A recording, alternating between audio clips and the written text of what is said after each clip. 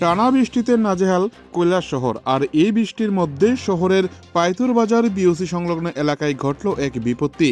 নিয়ন্ত্রণ হারিয়ে একটি যাত্রীবাহী টুকটুক সোজা গিয়ে পড়েছে বৃষ্টির জলে থই থই করা ড্রেনে।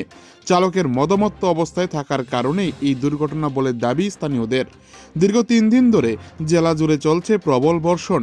বৃষ্টির জলেই কৈলাসশহরের ড্রেনগুলো এখন কানায় কানায় পূর্ণ। আজ দুপুরে পাইতুর বাজার বিওসি এলাকায় আচমকাই একটি টুকটুক নিয়ন্ত্রণ হারিয়ে রাস্তার পাশের গভীর ড্রেনে পড়ে যায়। মুহূর্তের মধ্যে এলাকায় চাঞ্চল্য ছড়িয়ে পড়ে।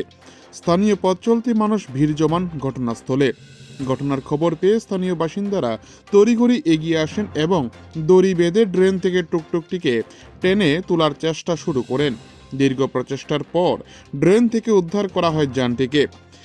প্রত্যক্ষদর্শীদের দাবি, দুর্ঘটনার সময় টুকটুক চালক মদ্যপ অবস্থায় ছিলেন। বৃষ্টির কারণে পিচ্ছিল রাস্তা এবং চালকের অসতর্কতার ফলেই এই দুর্ঘটনা। তবে বড়সড় কোনো হতাহতের খবর মেলেনি। চালক সামান্য চোট পেলেও সুরক্ষিত আছেন। কৈলাসহর থেকে নিজস্ব প্রতিনিধির রিপোর্ট, টিভি 100 বাংলা। কি হয়েছে এখানে আজকে?